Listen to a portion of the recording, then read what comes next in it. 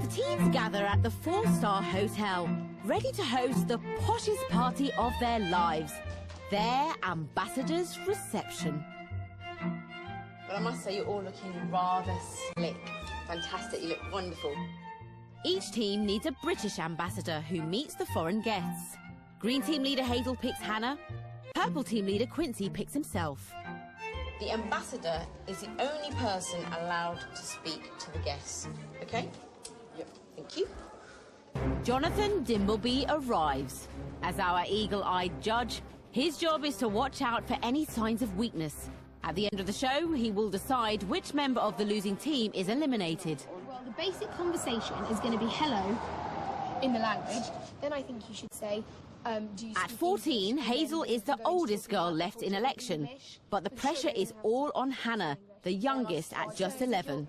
Obviously, with French, you're really confident in talking. With Ethiopia or something, you might be like, oh my goodness, what's your language? You know what I mean? Yeah. Quincy decides to keep things simple. I'll start off by showing off, like, what we've learned. Yeah, that will make a good first impression. Yeah. So Quincy may be in the spotlight, but Tudor and Izzy will be expected to provide backup. Remember, like, the bowing things, like some countries like bowing, some shake hands. Yeah. You just need to speak with confidence and just... Jack and Amadee are there to give Hannah any help she needs. And if you know something in Italian, you can start a conversation about that. If you're really struggling, then you just go straight to Jack and then he'll come and I'll find just be like, just turn around and just say, come in, because if it's a country that you really do not know, then they can...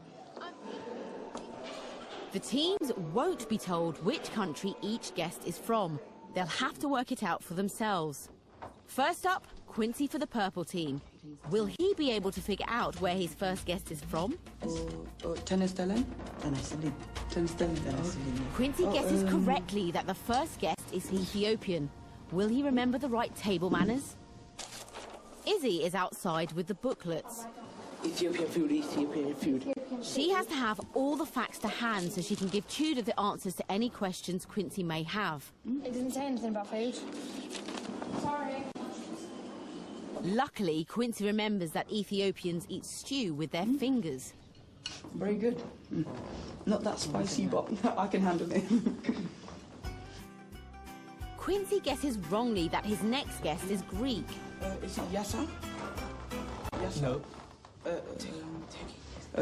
Luckily, Tudor's on hand to put him right. Yes. Oh, Edrin. Oh, Turkey. You should say merhaba. Yeah, maraba. I think Quincy will be like talking to them because he's quite good at talking to people in that way, you know. I don't know, he's quite posh, to be honest. I mean, if I was doing it, I'd probably say whatever all the time. Do you support any teams in Turkey? Yes, I do. Because they did really well in Euro 2008, so I think... Quincy charms the Turkish guest by taking a clued-up interest in his country. Kasim Richards, do you... He plays for my team in Turkey, Fenerbahce. Yes. Oh, what's the name of that team? Fenerbahce. Oh, okay. The nationality of Quincy's next guest is not that hard to guess. The beret and stripes are a bit of a giveaway. Je m'appelle Quincy. J'ai fait de français à ma collège, c'est très bien. And everything seems to be going well. Until he sees the food. Frog's legs. He's got frog's legs. He's eating frog's legs. He's eating France. Like France is here. Yeah, I've never tried frog's legs before, You're actually. gonna like it. It's very Quincy has no idea how to eat frog's legs. If he gets it wrong, he will offend the French guest. As advisor, Tudor's job is to give Quincy tips. Luckily, he's got a helpful idea. Ask him how to eat the frog's legs. Okay, yeah, well, obviously, you're very proud of your food and your culture. And for me, I've never tried frog's leg before, so could you demonstrate how to eat it, please? Okay. Why is it this? You like chicken? It's the poulet. It tastes just like exactly, chicken. Yeah. So did you like it? Yeah, I really didn't expect it to taste as good, but it just looks like chicken and tastes like chicken too. So far, Quincy's showing all the diplomatic skills of a true leader. His one-room world tour ends in Japan. Can he finish in style? I heard that the food is great, so that's something that I really want to get into. So, should we start by taking this off? Yum. Raw eel. Last time Quincy ate raw seafood, he was sick. That wouldn't be very diplomatic. The moment of truth.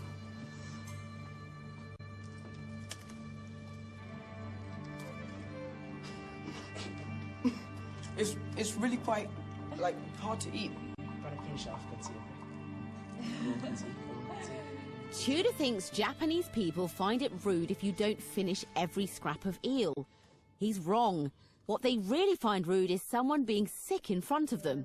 If Quincy is sick, it will be a diplomatic disaster.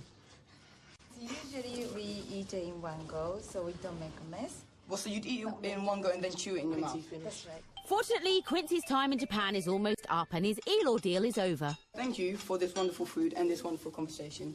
Okay. And as you'd say in Japanese, sayonara and arigato. Tudor diplomatically removes the uneaten chunks in a napkin.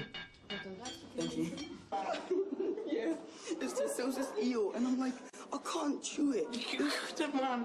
It was impossible to chew. It was well done, though. You did well. Next up, it's the green team. Come on, Hannah, do this. Hazel and Jack try to bolster Hannah's confidence. Also, you know the languages. If you just think about it in your head, you know them. You know a couple of exchanges. Hello in Ethiopian? And if... Telestelen. And you know the languages. You've been doing these languages for a night. And also... The Ethiopian language, Amharic, is the one Hannah finds the toughest.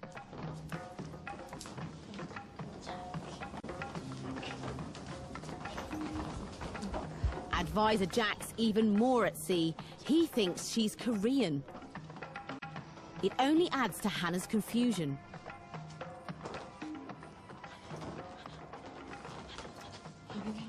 Faced with a room full of important adult guests, it's all too much. The green team retreat. I don't blame Hannah for being like that, because I was watching their preparation, their planning, and the other two were really riding her hard. They weren't allowing her to be herself. Hannah overcomes her fear and tries again. But how well will her team support her? Hello, how are you today? Very well, thank you. So I see we have a table and some food. Yes. Is it a native dish? Very much Ethiopian, yes. Jack goes off to find out about Ethiopian table manners. Information on Ethiopia. I'm a second. I don't know what to say. Bow before speaking. Shh. Jack's too late to help Hannah avoid making a faux pas. Ooh. Pardon? There is no cutlery. Oh, okay. She should be using her fingers. It's just only the tip of your finger, not the palm. Yep. And you just scoop it up like this. Team leader Hazel sends Jack to advise Hannah. Ask her what other foods they eat and different things like that. Yeah, so this is obviously a very national dish, but what other sort of foods do you actually eat? Well, it's the lamb dish. Very hot. Yeah, I'm gonna wrap it up now. Okay, well, this does look really nice, but I probably don't actually have any time to eat it. Will Jack help Hannah deal with her next dish? Cold liver from Turkey. No, I need turkey now. Turkey. Right, information. So I'm guessing you do use a knife and fork. We do, definitely. Enjoy food and the meal is time for relaxing. Okay. Tea and coffee. And don't keep. Will Jack have some dazzling conversation tips? Ask him why meal time is quite relaxing for them, why they're relaxed during while they're eating. So, why do you relax so much while you're eating? Are you referring to something specific? It says in their meal times it's for relaxing, they like to relax.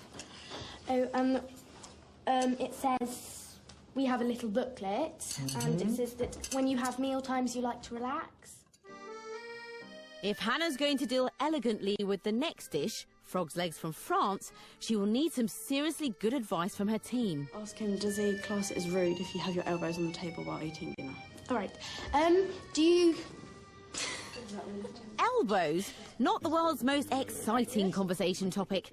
A few hints on how to eat frog's legs might have been more handy. Hannah tries to gobble each leg whole.